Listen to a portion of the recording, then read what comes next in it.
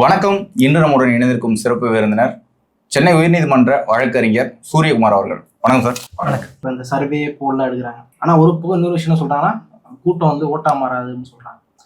இப்போ நார்மலா எடுக்கிற சர்வேஸ் நிறைய யூடியூப் சேனல்ஸ் எடுக்கிறாங்க, நிறைய காமனான நடுநிலையா இருக்க போல்ஸ்டர்ஸ் வந்து போல் எடுக்கிறாங்க.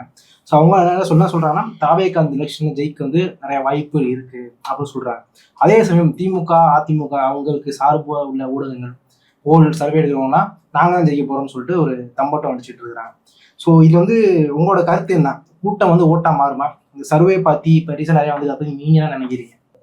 கூட்டம் ஓட்டா மாறுமான்னு கேட்டிங்கன்னா நிச்சயமா மாறும். எம்ஜிஆர் அவர்கள் வந்து கட்சி தொடங்கும் போது கூட்டம் ஓட்டா மாறி இருக்கு.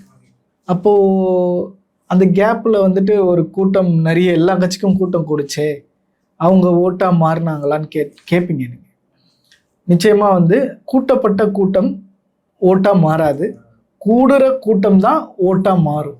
அதை நம்ம வந்து மற்ற கட்சிகள் வந்து புரிஞ்சுக்கணும். இங்க யாருமே வந்து கூட்டத்தை காட்டல. வேணாம்ப்பா வந்துடாதீங்கன்னு சொல்றாங்க. இருந்தும் அதையும் மீறி மக்கள் வராங்கன்னா ஒரு மாற்றத்தை மக்கள் விரும்புறாங்க. இப்போ இந்த 20 நாட்கள் இல்லைன்னா இந்த 30 நாட்கள் வந்து பரப்புரை வந்து எப்படி இருக்கும்னு நினைக்கிறீங்க? ஏன்னா திமுக அதிமுக பாஜக காங்கிரஸ் கட்சி இது வரைக்கும் இருந்த கட்சிகள், அது கூட்டணி கட்சிகள்லாம் வந்து தேர்தலை சந்திச்ச கட்சிகள்.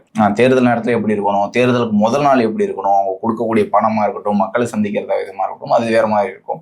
தாவேக்காவை பொறுத்த வரைக்கும் எப்படி இருக்கும் இந்த தேர்தல் களம், தேர்தல் பணிகள் வந்து எப்படி இருக்கும்னு நினைக்கிறீங்க? இந்த தேர்தல் பார்த்தீங்கன்னா நீங்க கேட்குற கேள்வி என்னன்னா, அங்க அனுபவம் ஆல்ரெடி தேர்தல் அனுபவம் இருக்கு, இங்க வந்து புதுசா இந்த தேர்தலை சந்திக்கிறாங்கன்னு சொல்லி நீங்க கேட்குறீங்க. கரெக்டு.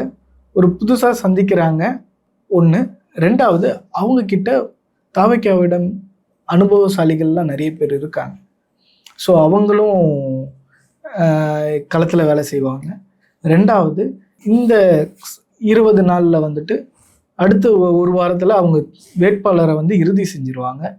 அடுத்த நாமினேஷன் ஸ்டார்ட் ஆகிடும். நாமினேஷன் முடிஞ்ச பிறகு பிரச்சாரத்தில் ஃபுல்லாக ஈடுபடுவாங்க. ஒன்று.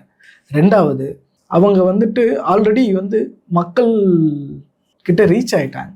ஸோ மக்கள் எல்லாருமே ரெடியாக இருக்காங்க.